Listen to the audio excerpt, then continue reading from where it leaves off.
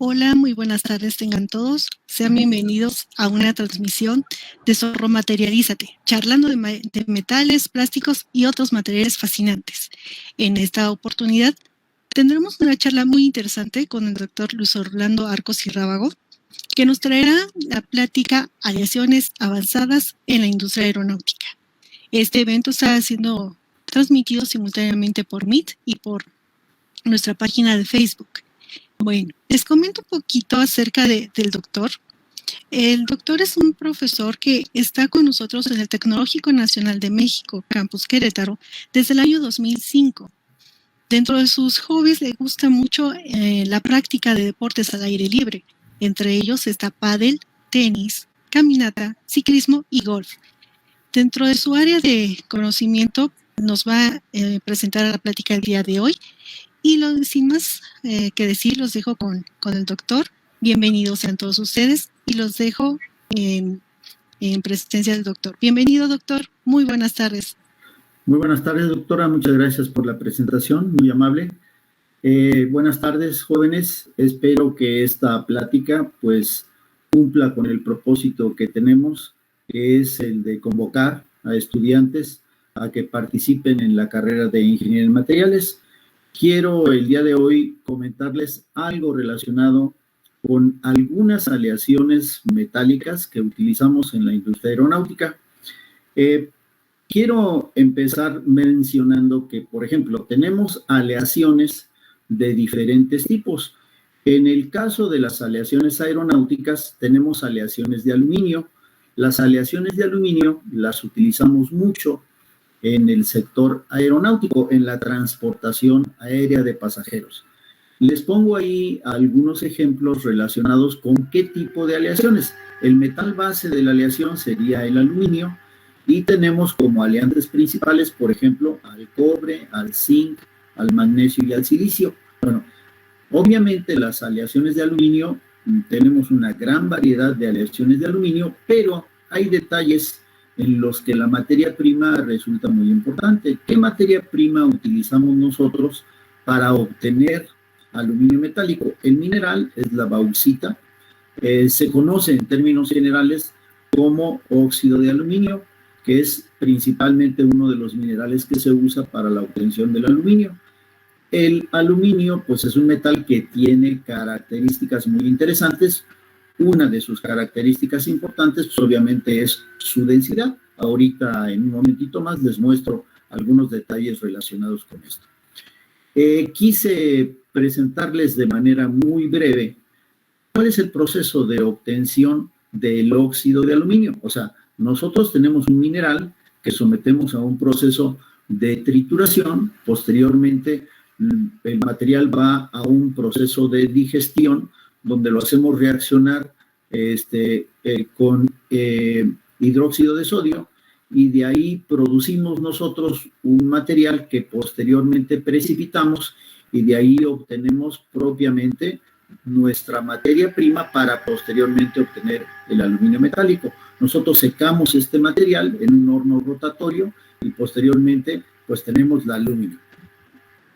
Este proceso que aparece aquí es un proceso que estudiamos nosotros en la carrera de Ingeniería en Materiales, y es el proceso propiamente de obtención del aluminio metálico. El proceso es el proceso Hall-Hérold, y como ustedes pueden observar, ahí el óxido de aluminio, a partir del carbón grafito, se reduce y obtenemos el aluminio metálico. Posteriormente, ya el aluminio metálico lo aleamos, y dentro de las aleaciones, como les decía, las aleaciones aluminio-cobre, las aleaciones de aluminio con magnesio-silicio, las aleaciones con aluminio y zinc, pues nosotros con esas aleaciones podemos hacer esto que les estoy proyectando en este avión. El cuerpo del avión pues es justamente aleaciones de aluminio. Dependiendo de la zona específica de que se trata, pues ya particularmente van distintos tipos de aleaciones, pero en general podemos decir que son aleaciones de aluminio. Si yo veo algunas de las características que les mencionaba de las propiedades que tiene el aluminio, una propiedad que es muy importante para la industria aeronáutica es la primera que aparece aquí, que es justamente la densidad, y me dice que a la temperatura ambiente, 20 grados Celsius, la densidad es 2.7 gramos por centímetro cúbico. Ese dato es importante, pero también aquí en rojo les puse cuál es la temperatura de fusión del aluminio. La temperatura de fusión del aluminio es una temperatura, hablando de metales y aleaciones metálicas, pues resulta una temperatura relativamente baja, tan solo de 660 grados Celsius. Ahí aparecen algunas otras propiedades que resultan interesantes, como es la conductividad eléctrica, la conductividad térmica, etcétera, pero digamos que resaltar la densidad y la temperatura de fusión como datos así relevantes e importantes. Si yo, por ejemplo, veo otro metal que resulta interesante para mí, es el titanio, y obviamente las aleaciones de titanio para uso aeronáutico. Siguiendo más o menos la misma idea, ¿de qué minerales podemos obtener titanio metálico? Hay un mineral que se llama rutilo, que sería el óxido de titanio 4, y el caso de la ilmenita, que vendría siendo un óxido de hierro 2 y titanio 4. Perfecto. ¿Qué nos interesa a nosotros en el caso de las propiedades? Pues obviamente, así como decíamos en el caso del aluminio, pues nos interesa ahora comparar las aleaciones de aluminio con las aleaciones de titanio y ver qué características tiene el titanio que sean distintas a las características que tiene el aluminio.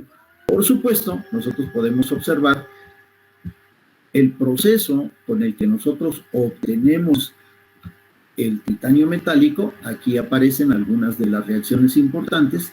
O sea, lo que hacemos es que reaccione el óxido de titanio 4 con cloro. Obviamente tiene que haber energía calorífica de por medio, y entonces, ¿qué vamos a producir? El tetracloruro de titanio, y vamos a producir CO2. Posteriormente, ese tetracloruro de titanio lo tratamos con magnesio metálico, obtenemos el fluoruro de magnesio y ya obtenemos el titanio metálico.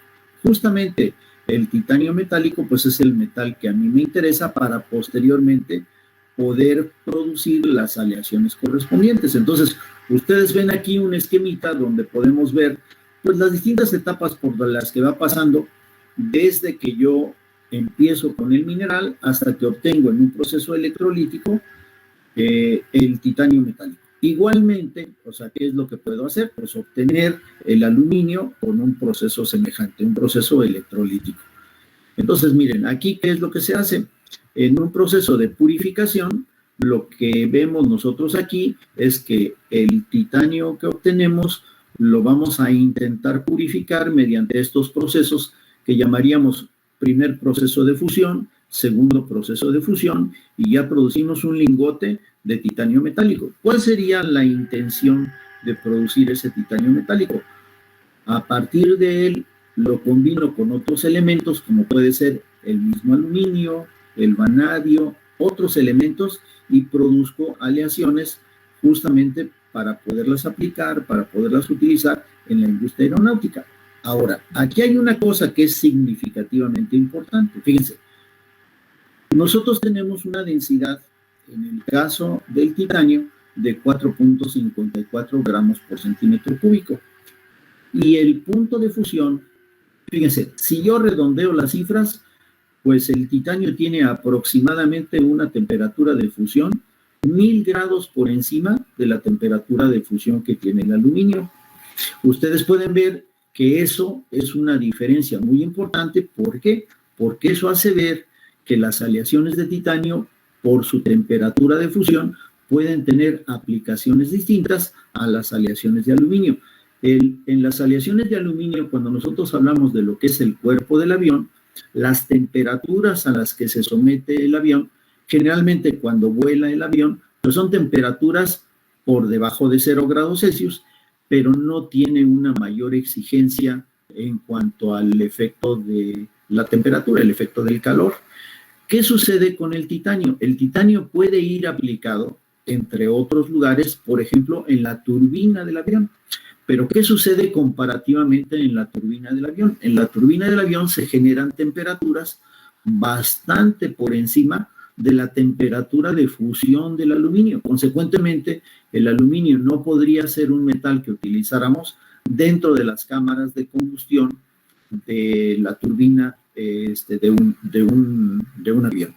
Ahí aparecen algunos de los elementos que podemos nosotros utilizar en las aleaciones con el titanio. Aparece el aluminio, el vanadio, el molibdeno, el cobalto, el níquel, el hierro, el cromo, el manganeso, el tantalio, el niobio, el cobre y el silicio.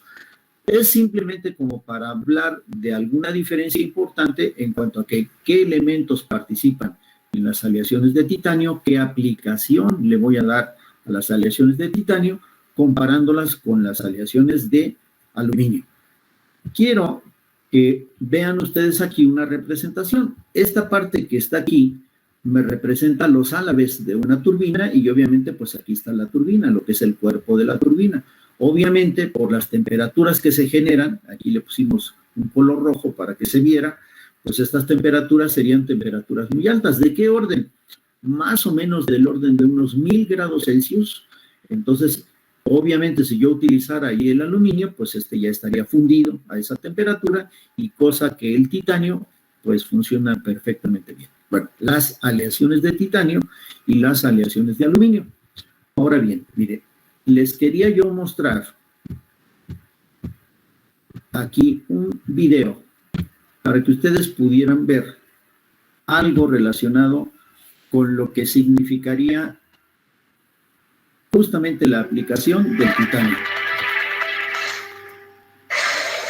This extraordinary warplane is the SR-71, or Blackbird, the fastest aircraft ever built. Doctor, no se está viendo.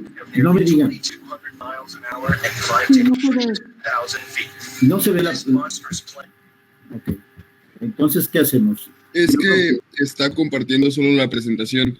Se sigue viendo la presentación, pero no el video. Entonces tendría que compartir como ahora el video o toda su computadora. Ok. Entonces, ¿cómo lo puedo...? A ver,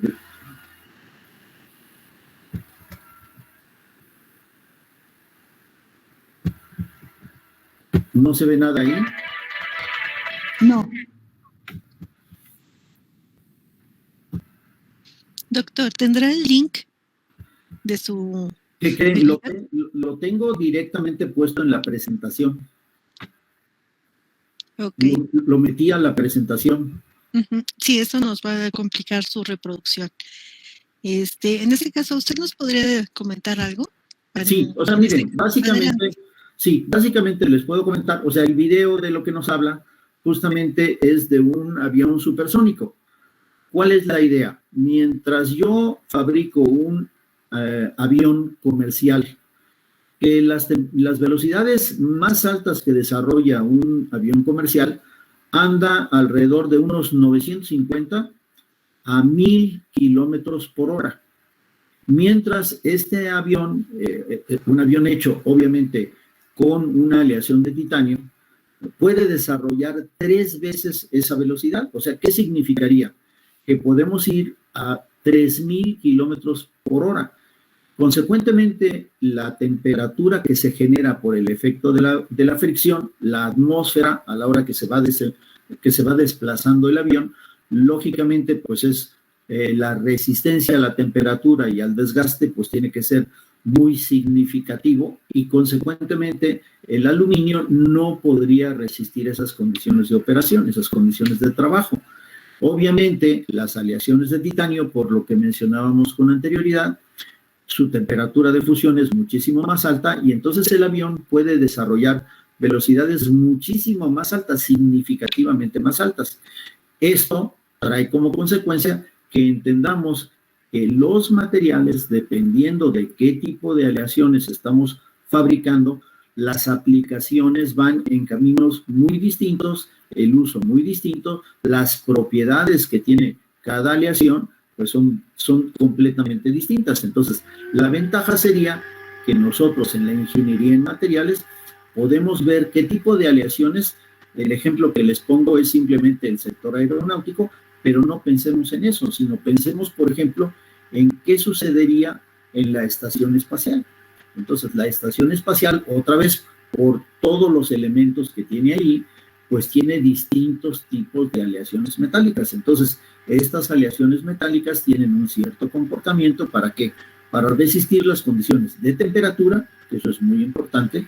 Valdría la pena decir que cuando nosotros disminuimos la temperatura, muchas aleaciones metálicas tienen un cambio en su comportamiento mecánico.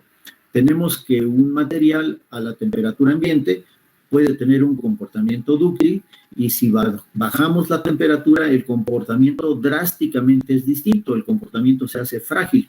Consecuentemente, el que sea dúctil o frágil el comportamiento, pues nos habla de que el material tiene un comportamiento abismalmente distinto y esto puede provocar que un material falle. ¿Qué hay detrás de esto? Que seleccionemos los materiales de manera adecuada, de manera conveniente. ¿Con qué propósito? Pues justamente de que esa selección nos lleve a aprovechar las propiedades, las características que tiene cada uno de estos distintos materiales. Entonces, consecuentemente, pues aquí nosotros, hablando del aluminio y hablando del titanio, pues obviamente nos queda claro que el titanio es un metal que nos propone muchas otras cosas con relación a lo que nos puede proponer el aluminio. El aluminio, si un avión va a una muy alta velocidad, se aproximará a 1000 kilómetros por hora, no más allá. Y este otro avión, pues puede ir a 3 veces más. Entonces, esto significa que obviamente, pues el material está respondiendo a las exigencias que tenemos. No sé si alguien tuviera alguna duda, alguna pregunta, algo que quisieran que comentáramos alrededor de esto.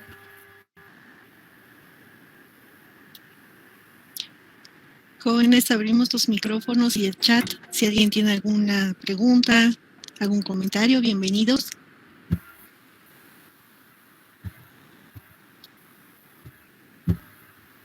Pues creo que no, prof. ¿No hay ninguna pregunta?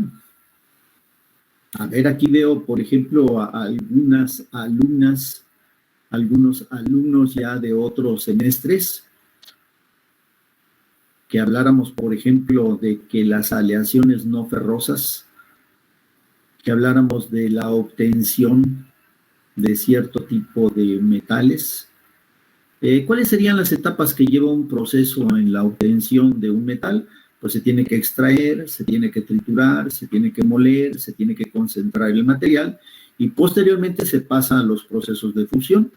Y justamente ahí ya obtenemos distintos tipos de productos, dependiendo del proceso, dependiendo de qué tipo de metal se trate.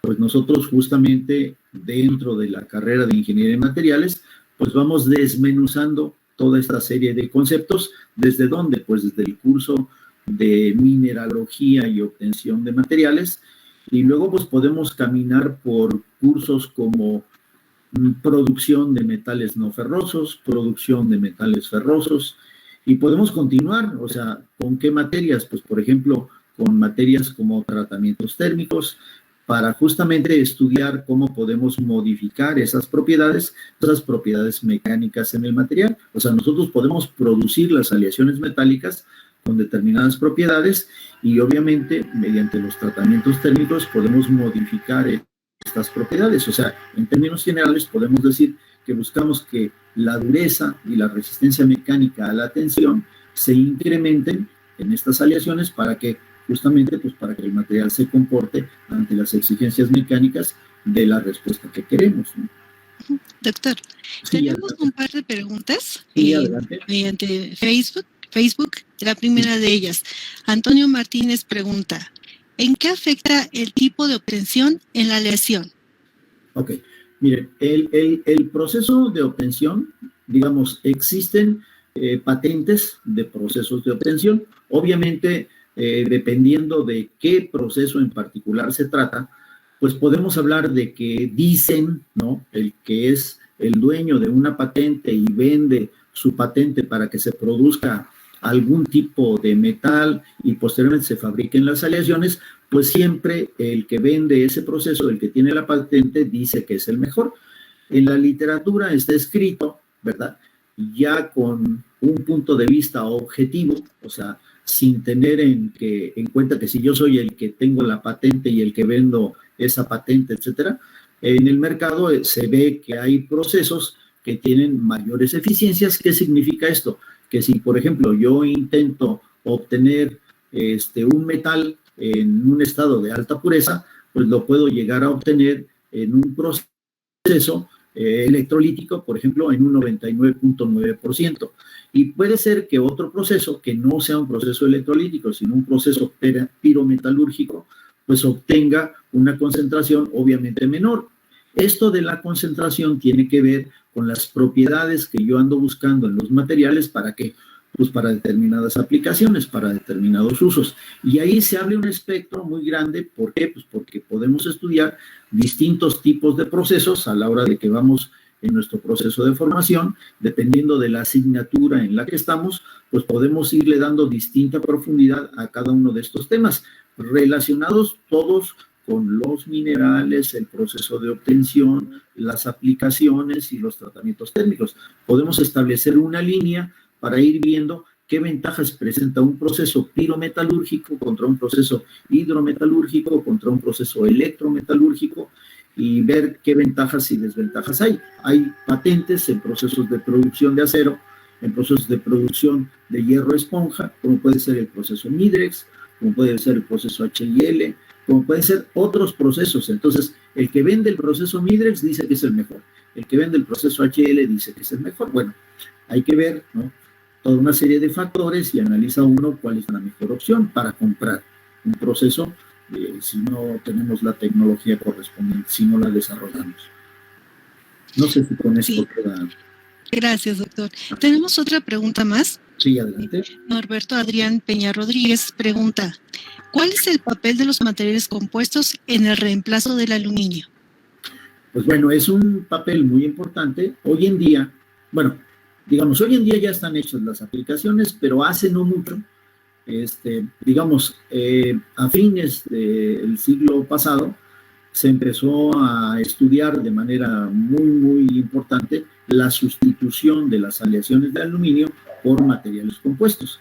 Y hoy en día, o sea, existen multitud de aplicaciones de materiales compuestos combinando polímeros con cerámicos, metales con cerámicos, cerámicos con polímeros. O sea, el que decimos en primer lugar es el que funciona como solvente y el otro material es el que le está ayudando para su comportamiento bajo las solicitaciones que sean. Entonces, hoy en día hay aviones, ¿no?, que tienen componentes que se sustituyen, que eran tradicionalmente fabricados con aluminio y ahora se están sustituyendo con materiales compuestos. Yo leía por ahí que ya tienen la propuesta de un avión hecho totalmente con materiales compuestos.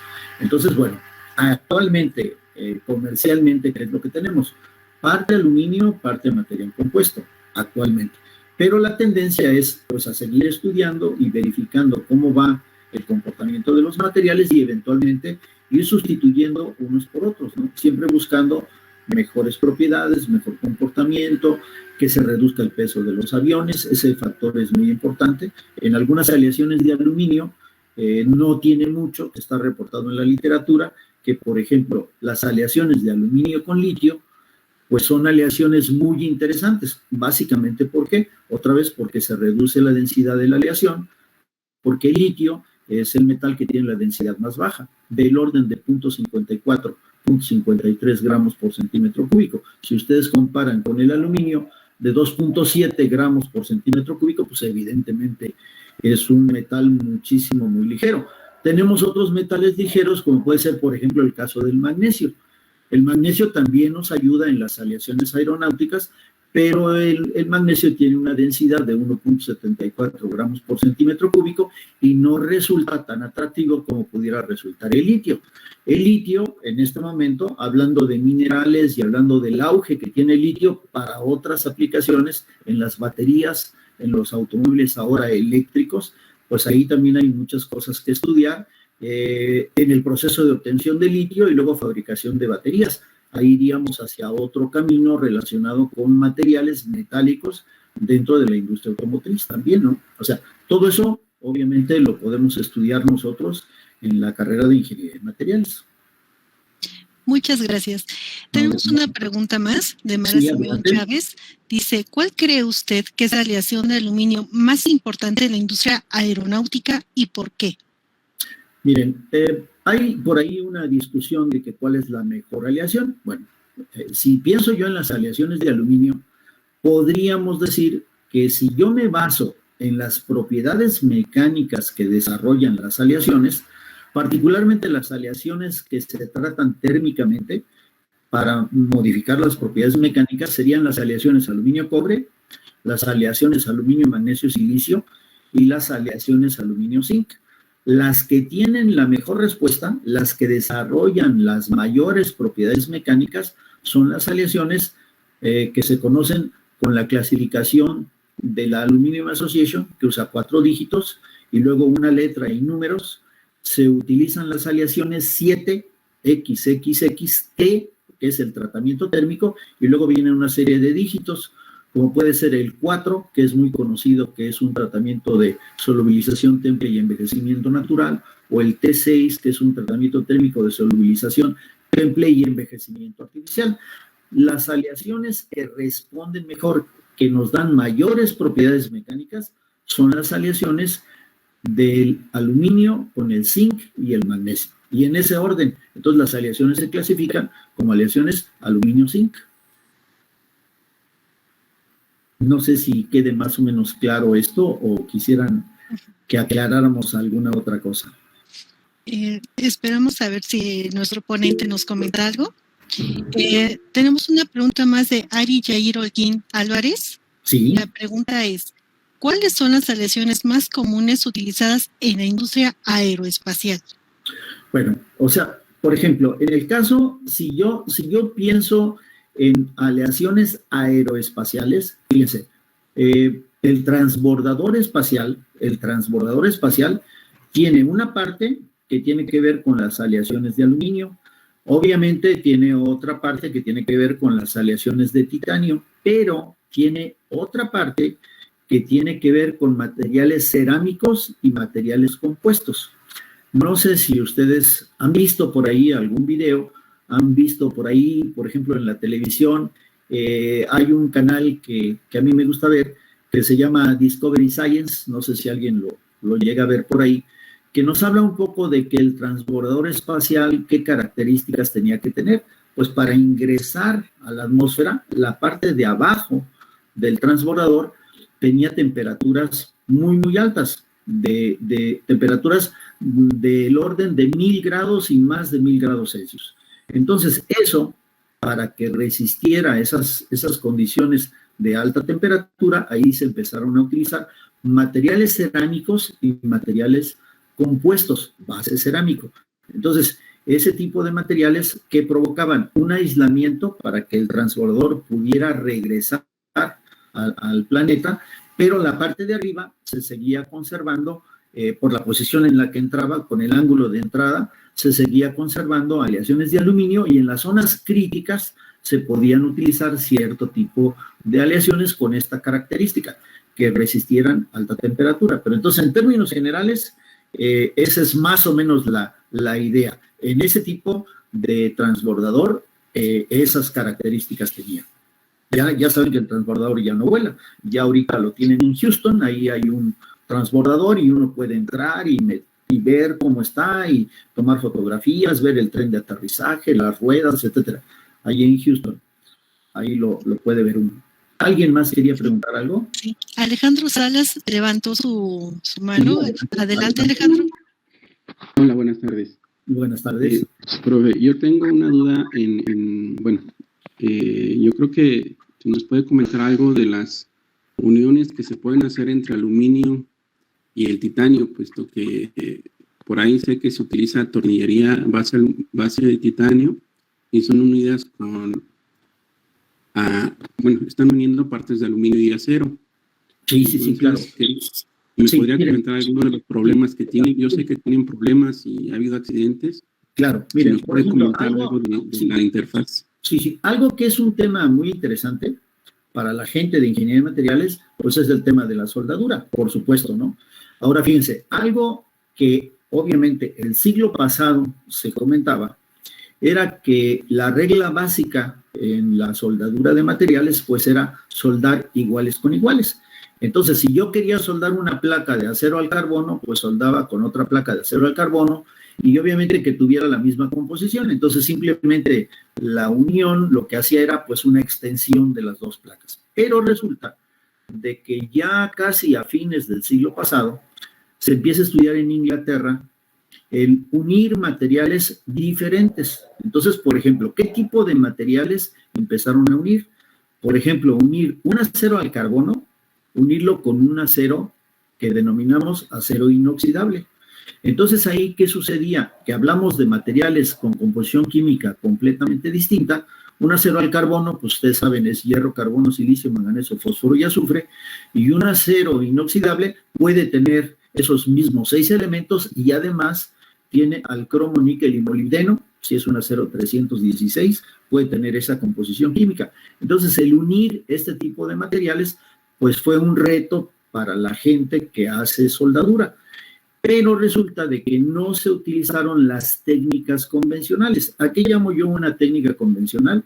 A que ustedes utilicen un electrodo revestido, de ese que hemos visto que tenemos ahí en el tecnológico para hacer soldadura, prácticas de soldadura, o utilizar un proceso como el MIG o el TIG, utilizar gas inerte, una protección de argón, por ejemplo, o de helio, y utilizar un electrodo consumible, ese es el proceso MIG, o un electrodo no consumible es un proceso TIG.